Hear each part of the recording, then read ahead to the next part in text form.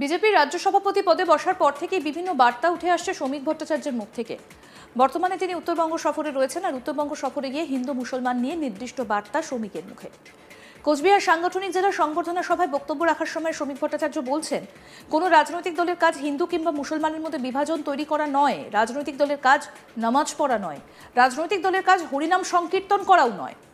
ঠিক কি বলছেন বিজেপির রাজ্য সভাপতি শ্রমিক ভট্টাচার্য, আসুন শোনাই। কোন রাজনৈতিক দলের কাজ হিন্দু কিংবা মুসলমানের মধ্যে বিভাজন তৈরি করা নয়, রাজনৈতিক দলের কাজ নামাজ পড়া নয়, রাজনৈতিক দলের কাজ হরিনাম সংকীর্তন করা নয়। মানুষ আমাদের কাছে আছে, এই যে মালতীদির কাছে মানুষ আছে সকালবেলা, কিসের জন্য আসে?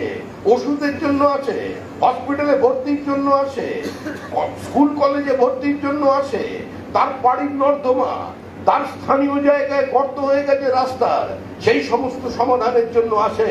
তার কাছে কেউ রামায়ণের সুন্দরকাণ্ডের বিবরণ শুনতে আসে না। ঠিক তেমন ভাবে সিপিআইএম এর, বা এখন নেই ওই পার্টিটা, কি যেন নাম, তৃণমূল কংগ্রেসের কাছে যখন যায়, মানে হুমায়ুন কবির ওই যে বলছে 30% হিন্দুকে যে কোনো সময় কেটেও ভাগীরথীর জলে ভাসিয়ে দেবে, ওটা কি বাংলাদেশ তৈরি করতে চাইছে? এটা কি পাকিস্তানে আমরা বসবাস করছি? আপনারা ভবিষ্যতে কোন দিকে যাবেন, কোন রাজ্যে থাকবেন, সেটা এখন ঠিক করে দেবেন মমতা বন্দ্যোপাধ্যায়। কারণ দুর্গাপুজোতে উনি পিতৃপক্ষে উদ্বোধন করে দিচ্ছেন, দুর্গাপুজোর বিসর্জন মহরমের জন্য বন্ধ। আরে আমরা তো বলছি দুর্গাপুজোর বিসর্জনের মিছিল আর মহরমের মিছিল একই রাস্তা দিয়ে একই সময়ে সমান্তরাল ভাবে এগিয়ে যাবে। উল্লেখ্য, সোমবার উত্তরবঙ্গে গিয়েছেন শ্রমিক ভট্টাচার্য। শিলিগুড়ির মাধব ভবনে সাংবাদিকদের মুখোমুখি হয়ে বিজেপির রাজ্য সভাপতি বলেন, 21শে জুলাই উত্তরকন্যা অভিযানের অনুমতি না পেলে রাজনৈতিক দল যা করার তাই করবে।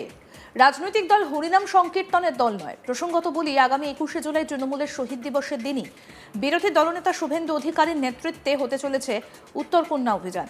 সেক্ষেত্রে তার আগে রাজ্য সভাপতির কাছ থেকে এহেন বার্তা বিজেপি কর্মী সমর্থকদের বাড়তি অক্সিজেন যোগাবে বলেই মনে করছে রাজনৈতিক মহলের একাংশে।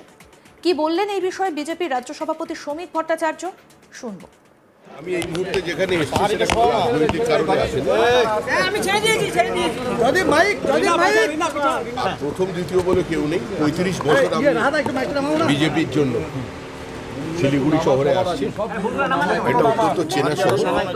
বঞ্চিত অবহেলিত উত্তরবঙ্গের স্লোগান বিভিন্ন রাজনৈতিক দল দীর্ঘদিন দিয়ে এসেছেন। মমতা বন্দ্যোপাধ্যায়ের আমলেও উত্তরকন্যা তৈরি হয়েছে, কিন্তু বাজেটারি অ্যালোকেশন যা আছে সেটা দিয়ে জল গরম হয় না। উত্তরবঙ্গ উন্নয়ন পরিষদের জন্য যে টাকা বরাদ্দ করা হয় তারও 41% এক বছর খরচা হয়েছিল, বাদ বাকি 22 থেকে 24% টাকা গড়ে খরচা হয়। এখানকার টাকাও সাইকোনাফ হয়ে অন্যদিকে চলে যাচ্ছে। উত্তরবঙ্গের জনগোষ্ঠীর মধ্যে বিভাজন তৈরি করে উত্তরবঙ্গের জাতপাতের যে রাজনীতি চলেছে তার বিরুদ্ধেই আমাদের লড়াই। আমাদের লড়াই সংঘবদ্ধ উত্তরবঙ্গের জন্য।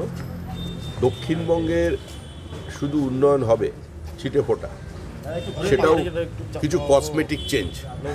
আর উত্তরবঙ্গ সম্পূর্ণ বঞ্চিত থাকবে, শুধু উত্তরবঙ্গের জন্য নীল সাদা রং ছাড়া কিছু থাকবেন, এটা তো কাম্য নয়। তো এটা নিয়েই আগামী 21 তারিখ ডক্টর ইন্দ্রনীল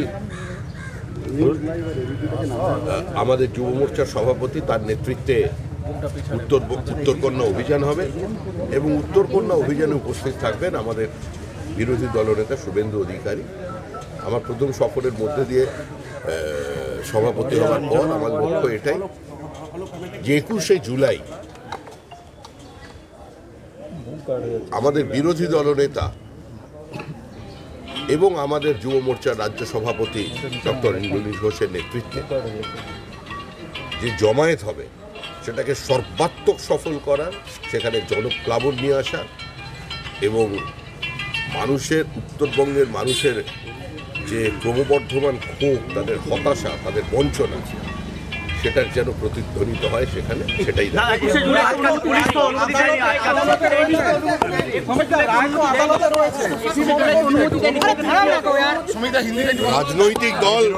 রাজনৈতিক দল কোনো হরিনাম সংকীর্তনের দল নয়। পুলিশ যদি বাধা দেয়, তারপরে যেটা করার, রাজনৈতিক দল যেভাবে রিয়াক্ট করে সেভাবেই হয়।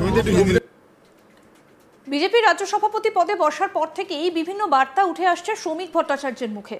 এমনকি তিনি রাজ্য সভাপতি হিসেবে নির্বাচিত হওয়ার পরই দেখা গিয়েছিল তিনি সকলকে নিয়ে চলার একটা বার্তা দিয়েছিলেন এবং তিনি যেটা বলেছিলেন যে সকলকে নিয়ে তিনি চলতে চান। এমনকি তাকে এক সম্বর্ধনা জানানোর জন্য পৌঁছে গিয়েছিলেন সল্টলেকের পার্টি অফিসে যখন দিলীপ ঘোষ, তখনও কিন্তু দেখা গিয়েছিল যে তিনি বলছেন যে সকলকে নিয়ে চলার বার্তা। এমনকি যে দিলীপ ঘোষ বেশ কিছুদিন ধরে বিজেপির থেকে খানিকটা দূরত্ব বজায় রাখছিলেন রাজ্য বিজেপির থেকে, তাকেও কিন্তু তিনি দেখা যাচ্ছে যে তাকে নিয়ে তিনি একান্তে বৈঠক করেছেন। এমনকি শ্রমিক ভট্টাচার্য এটাও বলছেন যে তিনি সকলকে নিয়ে চলতে চান। বিভিন্ন জায়গায় তাকে সংবর্ধনা দেওয়া হচ্ছে এবং বর্তমানে উত্তরবঙ্গ সফরে রয়েছেন তিনি। উত্তরবঙ্গ সফরে গিয়েও হিন্দু মুসলমানকে নিয়ে একটা নির্দিষ্ট বার্তা শোনা গেল শ্রমিক ভট্টাচার্যের মুখে। কোচবিহারের সাংগঠনিক জেলায় সংবর্ধনা সভায় বক্তব্য রাখার সময় তিনি বলছেন, কোনো রাজনৈতিক দলের কাজ হিন্দু কিংবা মুসলমানের মধ্যে বিভাজন তৈরি করা নয়, রাজনৈতিক দলের কাজ নামাজ পড়া নয়, হরিনাম সংকীর্তন করাও নয়। এই কথাও কিন্তু বলতে শোনা গেল শ্রমিক ভট্টাচার্যকে। কি বলেছেন তিনি আসুন আরেকবার শোনাই।